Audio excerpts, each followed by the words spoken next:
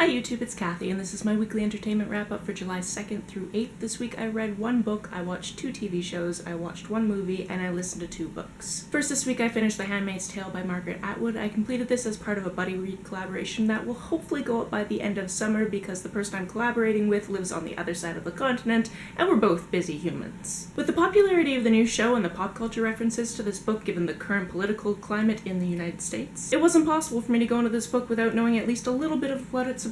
That being said, this book was a lot less sexually graphic and violent as some of the other books that I've read by Atwood recently. Without giving spoilers away for those who are watching the show, which I can only assume is close to the book because I haven't seen it, or who haven't read it, I can say that the tactics to control the female population are both terrifying and reminiscent of things that have happened in the past and are happening currently. This book didn't need to put you in the middle of extreme physical violence because it eloquently highlighted that violence can come in other forms. Political, mental, emotional, and financial, to name a few. To deny the existence of abuse is to perpetuate it. This week I watched the first season of Downton Abbey as well as a couple episodes from the second season because British seasons are so delightfully short compared to the 24-episode run in North America. While watching the first episode and spraining my eyes because I was rolling them so hard at the classism, I mentioned to my friends that I was watching it with that the episode would be immediately improved if Charlie Cox's character was in a couple with the servant who happened to be serving him at the time, and about 10 seconds later they started making out. And I felt like I had some fantastic new superpower. I wonder if this new superpower of mine is specific to shows with Charlie Cox. In that case, Daredevil is going to get much sexier in the next season. Outside of my full-on hatred for the classism in the show that had me yelling at the TV every episode, my usual outburst seems to include some version of "Shut the hell up, O'Brien." I admire the cinematography, the costumes, and the characters. The other show I watched this week was The Walking Dead because it'd been a while since we'd put time into making my friend flail with fear. This week we finished the 5th season, which saw the end to some characters, the psychological breakdown of other characters, and a promise of a new group of baddies for the next season. Even when they reach what appears to be safety, I don't feel like these characters will ever feel or be truly safe. The movie I watched this week was Miss Peregrine's Home for Peculiar Children. I read this book back in 2012 and don't remember that much from it, so if this adaptation changed something major or if they left out a fan favorite part of the book, I really wouldn't be able to speak to that. I found this movie visually stunning. Chris O'Dowd did a freakily decent American accent,